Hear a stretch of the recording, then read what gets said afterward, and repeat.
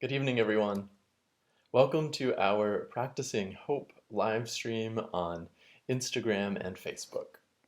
This month, we are thinking together about practices of work, rest, and study as ways to inhabit hope. Tonight, I want to share a practice that weaves together our work, study, and rest. That is, praying with dreams. Like many people, my dreams at the start of the pandemic were vivid and present in a new way. In fact, pandemic dreaming has been so prevalent that the Harvard Gazette wrote a piece on the phenomenon. They interviewed Professor Barrett from the Harvard Medical School.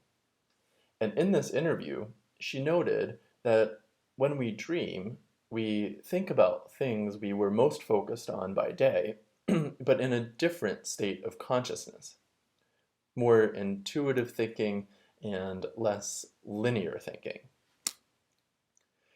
Dreams play a significant role throughout the Bible. God often communicates with people through their dreams. For instance, we read in Genesis about Jacob's dream at Bethel, complete with a ladder and angels.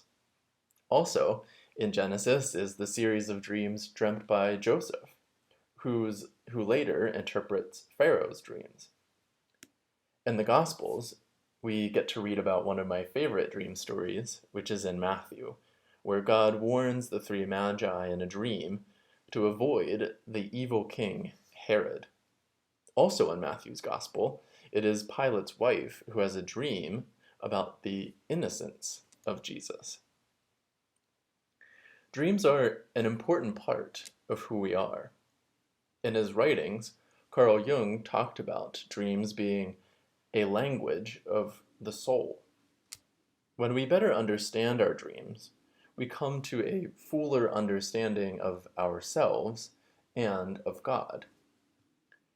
I recently learned this practice of praying with dreams from my spiritual director.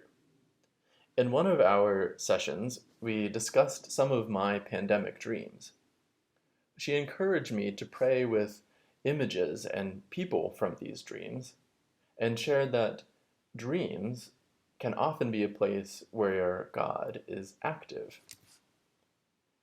It's important to note, though, that praying with dreams does not involve traumatic nightmares, which aren't as dreamlike as dreams. These are more daytime flashbacks that have more to do with trauma memories than dreams. Our dreams are imaginal activities and can be a source of spiritual growth. To pray with the dream, we first need to write it down. If you don't already do this, keep a pen and notebook near your bed. The first thing you do when you wake up should be to write down as much as you can about the dream. Write down who was there, what was the setting, how did you feel during the dream or when you woke up, what things maybe did you hear or taste or smell in your dream. Include as much detail as possible. And it's essential to do this as soon as you awake, otherwise the details will fade. Once your dream is journaled, it is ready for prayer. To pray, take your dream and some paper to a quiet, private place where you won't be interrupted.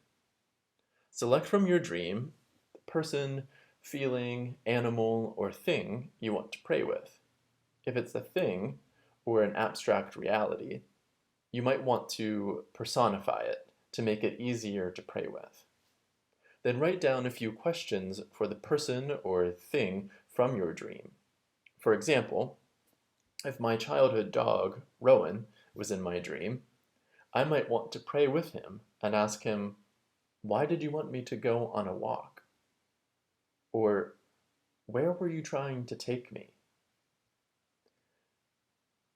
With your dream and questions composed, begin your prayer by asking for God's presence and guidance. If there's a particular prayer that relaxes you, Include this at the start of your prayer. Next, greet the person or thing from your dream that you want to pray with, and ask one of your questions. Then write down whatever response comes to your mind. Let your pen move spontaneously. Don't worry about grammar or spelling, just simply write. If nothing seems to come, leave a blank space and move on to the next question. Be honest in what you ask and in your response. Just be yourself. Continue this dialogue until you feel something has changed or an insight gained, or until you want to stop. After the dialogue, reflect on what happened and reread what was written. Evaluate what meaning or direction this has for your life. Close your prayer by offering God thanks for the insight or direction you've gained, or by asking for clarity about your dream. You can even come back to your dream and questions at any point in time during the day to pray with it again.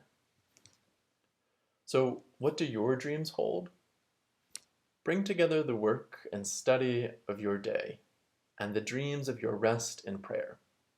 See what hope God has placed in your heart. Thanks for tuning in, and we'll see you again next week.